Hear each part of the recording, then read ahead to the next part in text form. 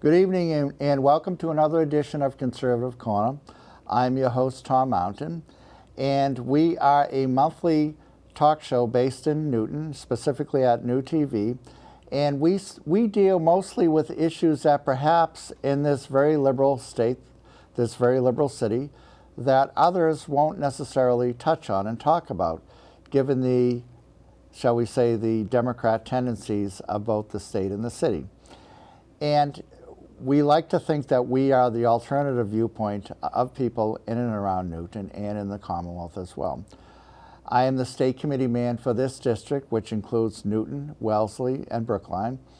And I'm very glad to be hosting tonight my dear friend, Republican Jewish activist, Alan Decter. Alan, thank you for being here, Alan. Thank you. And Alan and I have been, shall we say, in the Republican trenches for a very long time. And Alan is a lifelong Newton resident, a graduate of the old Newton High School, and he has been a loyal Republican for many, many years. And wherever there is a Republican event of note to be found in and around Newton, and I would say Boston, Alan is there. Alan is a quiet, behind-the-scenes doer, and he's very effective at what he does. He's one of these unsung heroes that we don't hear much about, but he deserves all the credit in the world, especially for yesterday, which we had a wonderful Republican booth at the Newton Harvest Fair. And it really was wonderful to be there, and I mean that. And people will often say to us, well, how can you have such a Republican presence in Newton? We make sure that people know that we're here, especially in the Harvest Fair, by our booth. Where our booth is, it's right at the center of the Harvest Fair, so if you're walking, shall we say, 200 feet away, you look down, you can see our booth with its gaudy signs. And by gaudy, I mean that in a good way. Yesterday, we had signs from all the major candidates. Signs are from Trump, Nikki Haley, Vivek Ramaswamy, Tim Scott, DeSantis from Florida. The list goes on and on. We even had information from Perry Johnson, who's running for president, and Mr. Brinkley. I believe his first name is Alan, but I'm not entirely sure. But nevertheless, we highlighted all of our Republican candidates, and we had a lot of signs, a lot of paraphernalia, a lot of bumper stickers to give out. Now, interestingly enough, the ones that we gave out the most were anything to do with Trump. We gave up most of our Trump material, and that is everything from lawn signs, hats, bumper stickers, you name it. It was all Trump all the time. The second was from Nikki Haley. We gave out most, if not all, of her campaign material as well. To my surprise, we had a ton of material for Vivek. Nobody seemed to want them. I don't get it. We had about 60 signs for him, and I think we finished with 57 that we had to take home. I'm a big fan of Vivek. I don't necessarily support him for president, but again, I was surprised that the response for him and towards him was not really, shall we say, there in Newton, and from what I understand, it's not really happening in New Hampshire. But we'd like to thank dear friends, Newton Republican members, Chris Steffens and his mother, Heather Viveros, for getting all the material from New Hampshire, because that's where all the candidates are. They brought all the material in, and we were there all day. We had a very lively time. We had people confront us, not in an obnoxious way. Everyone was very civil and kind, and it was a big social event, and we look forward to it every year. And now with the bad weather coming in, we're going to be moving indoors, but still, we're going to be campaigning for our Republican candidates. So I just wanted to mention that at the outset, that your Republican Party in and around Newton is very active and vibrant, and we're moving forward. The issue at hand is a very sensitive, touchy issue to Newton, to the Commonwealth, and to the United States in general. And that is the issue with the Hamas terrorist war against Israel. In addition to my role as state committee man, I wear the hat of the vice chair of the Massachusetts Republican Jewish Committee.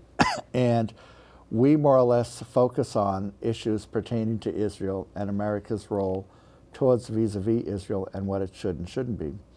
And Alan, you and I were at the pro-Israel rally sponsored by the CJP, Combined Jewish Philanthropies, and the Jewish Community Relations Council last week in Boston. And it was a huge rally of up to between 5,000 and 10,000 people. And what was your take from that rally? What did you notice from the speakers there? Well, that Ed Markey, he got booed Yes, for he what did. he said. And he deserved to? Yes. What did he say again? From where I was standing, I wasn't sure if it was him speaking or I didn't have my glasses on. We have to tone down the He was basically calling for a de-escalation of the war. Yes, he did. For Yes. which he was roundly booed. Yes. And Elizabeth Warren was there as with well? her tears. Yes. With her tears. And the governor of the Commonwealth, Maura Healey, and the mayor of Boston, and other assorted Democrats. And that's the key. Did you notice anything in particular that they all had in common on that platform? Well, like I said, I was staying a bit of a distance from where they were standing. But it's a D word. They're all Democrats. Yes, that's They were correct. all Democrats. There was not a Republican to be found among them. Now, we had asked for and pressed for them to have a Republican on stage, and at which point they reminded me that there were no Republican members of the Massachusetts congressional delegation, and I understand that, nor are there Republicans on any statewide level, and I understand that as well. But if this is a so-called unity rally, you can't have all Democrats all the time. Now, for example, their speeches were good, with the exception of Ed Markey, and I do, and believe me, I don't often say this, but I do commend Congressman Auchincloss for his very pro-Israel speech, and it was very good. He sounded like a Republican, although he's not. But also, what happened was they really, it was almost like they got their talking points from the White House, and nobody really wanted to mention the, shall we say, the quote elephant in the room, and that is Iran. None of them made mention of Iran and Iran's support of Hamas and Iran's direction of the Hamas terror war against Israel. And I found that very disappointed. Did you notice that as well? Yes, that is extremely disappointing. Iran has been funding Hamas. And when Donald Trump was president, he put sanctions on Iran. Iran's oil revenues were way down. But when Joe Biden came in, he lifted the sanctions or he loosened them. And Iran's oil revenues have gone up 10 times to $80 billion. That enabled Iran to foment all this nasty activity supporting Hamas, Hezbollah, the Houthis in Yemen, and trying to develop a nuclear bomb, which is very dangerous. And you know, the problem is, again, we're trying as best as possible to be a united front, a united country for Israel and against the Hamas terrorists. And we do commend, surprisingly, President Biden, Secretary Blinken, and Secretary of Defense Lloyd Austin for their very pro-Israel remarks. However, and this is the big however, have you noticed in the last few days that, for example, suddenly Joe Biden is talking about, well, Israel shouldn't occupy all of Gaza after they defeat Hamas. And Anthony Blinken is hinting in the same direction. And so after the initial pro-Israel spurts from the administration, now suddenly they're starting to mitigate things, and this is what we anticipated would happen. And not only that, but while it is amazing that CNN and other news outlets, with the exception of NBC and MSNBC, have been pro-Israel, we also expect them to backpedal as the casualties in this terror war shift to Gaza and away from Israel. In other words, as Israel is winning the war, there'll be more casualties in Gaza. So then two things are going to happen, I think. And that is the Democrats will suddenly ask for, really, in addition to Ed Markey, suddenly ask for things to wind down and de-escalation, with their media supporters calling for the same. Do you see that as well? I'm afraid to say that you are correct on that, Tom. And I wish I weren't. But again, this is a prediction. Now, specifically as it applies to the Newton schools, we don't have the exact estimates anymore, But it's assumed that in the Newton Public Schools, as in the city at large, that there's a Jewish population here of about 40%, which would encapsulate the Newton Public Schools. And of course, this is going to affect the students in the school. Not only the Jewish students, but all the other students as well, we would assume. But in particular, the Jewish students. And so the responses around the schools have been, I think that they while they haven't been as forthright and as, shall we say, and dare I say, the Biden administration, they've been trying to deal with this in a way that they're not used to. By that I mean, while they try to have a moral equivalency normally between Israel and the Palestinians, the only school that I've seen doing that is Newton North, where the principal sent out a notice talking about Israel and Palestine. Well, we know there's an Israel, and as far as we can see, there's not a Palestine. There are Palestinian terrorists who are trying to kill Jews in Israel. And the new superintendent, Nolan, sent out a notice. While it was interesting and it was good, it was kind of muted and quite frankly, it was kind of lame. And I wish that they had been more forceful and forthright. When did this happen? Well, this happened earlier in the week. And if you're not within the school system, and I get their notices because people send them to me, but more importantly, and you were at an event, which I wasn't at because I didn't know about this, you were at an event that was supposed to be, it was sponsored by the city at the War Memorial at City Hall, and it was supposed to be as people understood it, a rally for Israel against Hamas and against anti-Semitism in the United States. And could you tell us a bit about that, what you saw and what you didn't see, more importantly? I thought there was going to be more like a somber time to remember what happened on October the 7th. However, most of the speakers there were more concerned about hate crimes in the local area and Such dealing as? with anti-Semitism and as well as the hate crimes against the LGBTQ community and the black community and the Latino community. So, in other words, this was supposed to be a specific event for a specific ongoing incident in Israel, but they changed it into something more, or something that it wasn't supposed to be, with the groups that you're describing. And so you showed up and many other people showed up. The place was standing room only, anticipating that they would talk about their support for Israel in the war against Hamas. And suddenly they delve into these other issues, which really have nothing to do with why people are there, have nothing to do with what the event is supposed to be. And they talk about these hate crimes against groups without, did they show any statistics, by the way? Did they show any data? Did they mention I don't any remember. data? I don't remember the data that was shown. Well, if they're talking about Newton, and they talk about, and they refer to hate crimes against the said groups, I'd like them to produce data, first of all. And they never seem to do that, because if they did that, then they would find that these so-called hate crimes are absolutely minimal, if non-existent.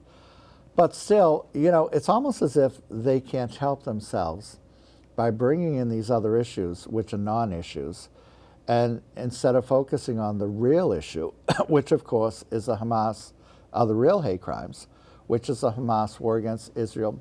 But not only that, but in Boston, in the Boston area, and also specifically in Greater Boston, where we had a great deal, not a great deal, but vociferous elements who were protesting against Israel, both in Cambridge and in Boston and elsewhere. Have you noticed that as well? Yes, and there was an Accuracy in Media truck in Cambridge that had pictures of these demonstrators, probably to get information to the, I think he's a billionaire, Bill Ackman.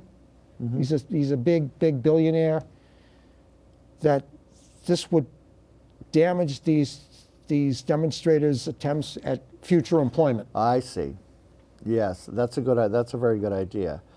And you know, it's interesting. But when they had this big rally in Cambridge, and we're trying to figure out, well, how many people from Newton were there, and we saw the tape of it. I personally didn't recognize anyone. We're trying to ask around to see if people did recognize him. And what we're looking for in particular is were there any people from the Newton Public Schools in the staff? We don't know that, but we wouldn't be surprised if they were, given the bias among really a hardcore leftist cabal, shall we say, in the Newton schools, which is and has been continuously anti-Israel. But you know what we're seeing also, both locally and in the country at large, is really something that has been simmering and brewing out there for a long time, and that is anti-Israel and anti-Semitic hate. I mean, this is where the real hate lies.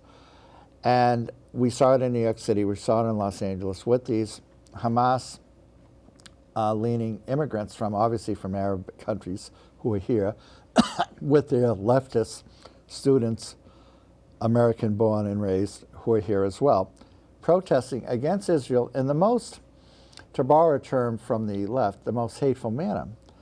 And when you see so many young people marching with these terror-leaning sympathizers, it's appalling. It's really appalling. Did you hear the comments by Alan Dershowitz?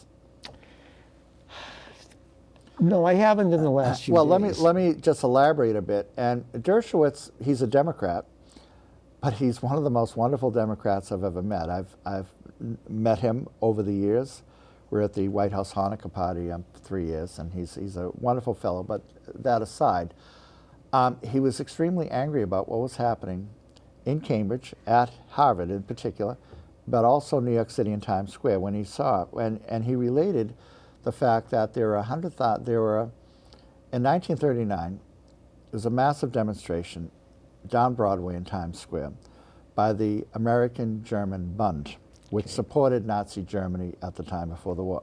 And these were people who were anti-Semitic, supported an anti-Semitic government movement, Nazi Germany, and they marched right down Broadway in New York City, in Manhattan. And he was equating that to what was happening today, last Columbus Day to be exact, when you had thousands of Hamas supporters marching down Broadway to Times Square, supporting the present-day Nazis in Israel, which is Hamas. And it's mind-boggling to see them do that. And when they were confronted by reporters, not just from Fox, but NBC and elsewhere, about, well, how do you explain the fact that so many children and babies were killed, and what about the babies in Israel, the Jewish babies who were burned alive and who were beheaded? Then they said, that's propaganda. That didn't happen. That is a fabrication of the Israeli media and the Israeli government. But these things did happen. Did you see have you seen the tape or the pictures? Somebody held a Nazi swastika. And somebody held a Nazi swastika. Yeah. But you know, one of the most painful things has been the photographs of and the tapes of the babies who were killed, mutilated, and burned alive. And I've seen them. And I don't recommend people to see them because they're really traumatic and they'll stay with you for a while. Once you get these images in your mind, you can't get them out. But all I could think to myself after seeing them was, by coincidence, I happened to watch, for better or worse, a 4-part series on the Einsatzgruppen, which were the first Nazi killers in Eastern Europe before the gas chambers came into being. And they were units who rounded up the Jews in Eastern Europe, in the old Soviet Union, put them into pits and killed them, and rounded up children and killed them on the spot, and just murdered them indiscriminately. And so what they did during the Nazi era in the 1940s and World War II is what is happening now in Israel by Hamas. And here we are so many years later, so many decades later, and it's still going on. It's the head of not so much anti-Semitism, but Jew hatred and murder has raised its head again in the spirit, not in the spirit, I should say, but in the form of Hamas, the modern-day Nazis. It's in the Hamas charter, Tom. Anybody out there reads the Hamas charter, they will see that it's nothing short of the destruction of the state of Israel. You can read maybe 32 articles of the Hamas charter. The Hamas charter, the Palestinian Liberation Organization charter, the Islamic Jihad charter. They're all out for the destruction of the state of Israel. But and what was apparent was, for example, in Israel now, from what I understand, and I have in-laws in Israel who I assume by now have been deployed, but everyone in Israel is traumatized because they're getting attacked from the south, from the north, and Israel is united, whether you're in the far left parties, you're for the far right parties, communists, ultra-religious, whatever, they're all united. And one thing in particular was when there was basically some type of rave rock concert, I don't know the difference, near the Gaza border, of about 3,000 young Israelis who were there for a weekend for music. And the terrorists came in with hang gliders of all things, and they landed, and with the machine guns, and they just started spraying everyone with guns, trying to kill as many as possible, all young Israelis. And they managed to kill, I believe the number is 260 or 270, and kidnapped many more and brought them back into Gaza. And again, these were just young people who were attending a concert. They were civilians, and they weren't bothering anyone. And suddenly they were just set upon. Now, Black Lives Matter, which is in and of itself is an anti-Israel, if not anti-Semitic organization in America, they came out with from Chicago, one of the headquarters in Chicago. You've seen it. We've all seen it. A picture of a hang glider with a Hamas terrorist flying into Israel to kill the Jews. Yep. And this is an organization which regretfully has, shall we say, if not gotten support among the Newton Public School staff, they've been, shall we say, not dismissing them or not condemning them as they should. And this is really the watershed where they need to do that. But nobody has done that yet. And they'll continue to support such a nefarious organization like that. Again, this is the Black Lives Matter organization. Have you seen that as well? All I know is that there are still many homes that have Black Lives Matter signs in their front lawns. Yeah, and this is a disgrace. It's really pathetic, especially now that we see them in their true light, what they're all about and who they're siding with. Because, this is akin to when the September 11, 2001 terrorist bombings happened, and George W. Bush said, well, you're either with us or against us. And this is really the watershed moment. You're either with Israel or you're with the other side. It's like World War II. You're either with the Allies or you're with the Nazis. You're either with the Jewish victims or you're with the Hamas aggressors. There's really there's no middle ground here at all, none whatsoever. Well, on September 11, 2001, after the planes crashed into the World Trade Center, they were celebrating, handing out little candies in Gaza City. They were having That's right. a ball of a time. That's right. It was incredible. Well, Alan, I think that really this is a message that needs to be conveyed to young people, that there's good and evil in the world.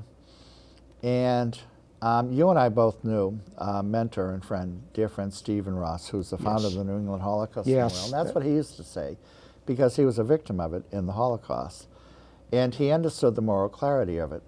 And honestly, at least he's not here to see what has become, because he would recognize everything that Hamas is doing. He would recognize it from his childhood as a Jewish captive of the Nazis during World War II, because that is what Hamas is doing. But the difference, of course, is now that Israel has a mighty army, a mighty air force, and they're going to eliminate Hamas really, literally forever. But the problem is, or the dilemma will occur when, as George W. Bush says, we will not only attack and destroy Al-Qaeda, but we will go after those countries which harbor and support them. That was said in 2001. Now today, I wish Joe Biden would say pretty much the same thing, but he won't, pertaining to Hamas, because he can't. because he's shifted the U.S. Foreign policy to giving too much leverage to Iran. But I believe what's going to happen is that Israel, once they neutralize Hamas in the Gaza Strip, then they will have to go after the source of Hamas, which of course is Iran. And I hope they do it. I really do, because Iran has to be dealt with sooner or later, and that will mean massive air attacks from Israel against Iran. But conveniently, there are also two major aircraft carrier groups off the coast of Israel, with the with the aircraft carrier Gerald Ford and the Eisenhower, and those have 20 ships each. And so I don't want to say my fear, but my anticipation is that they could join in the attack on Hamas, on not Iran also, if it comes to that, maybe. And then what does Russia do? What does China do? This could lead to a wider war. This could be a replication of World War I. Well, President Biden, he could reimpose the sanctions on Iran. I had Larry Kudlow on Fox Business this afternoon, and he says that we can just put blatant sanctions on Iran. Yes. That's what America can do. He could, and they could have a blockade of Iran, but at this point, it's unlikely that they'll do it, because he's too far down the road with reinvigorating Iran, when the previous administration, the Trump administration, did the exact opposite. And had a Republican been in the White House right now, like Trump, then you would see, I think that you would have seen by now, a regime change in Iran. And really, that's all it takes for the mullahs to be ousted and Iran to return to morph into, shall we say, maybe the beginnings of a democratic society within the country. We don't know. In other words, you shouldn't have to attack Iran. The idea is to nullify, to get rid of the government, to regime change. But, again, I get back to the moral clarity which has to be specified to the young people of this city and of this state and country. Who are the good guys and who are the bad guys? And there's no gray area in between. And my fear is, as the casualties mount in Gaza, you may see a shift in public opinion, so to speak. Because Hamas puts their civilians in harm's way. They certainly do. As shields. And Israel drops leaflets warning the people of Gaza to evacuate as soon as possible. So there is a difference in the moral mindset there. There certainly is. And Israel is a just army, and they try to minimize civilian casualties as much as possible. But the point is, in a war like this, you really can't. Alan, things go by fast on this show because we delve into very important issues, and 30 minutes is a quick time to have a show. We need an hour, if not 2 hours. But we talked about this issue, and we needed to air this issue, and we actually postponed another important issue, which was the voter ID petition. But nevertheless, this is important for us to talk about right now at this point in time. And we wish the people of Israel the best. As they say in Hebrew, Am Israel Chai, the United States is with you. The American people are with you. And hopefully, we know things will get worse before they get better, but Israel will see the light at the end of the tunnel and will prevail in the end. Thank you again, Alan, for being here. Thank you.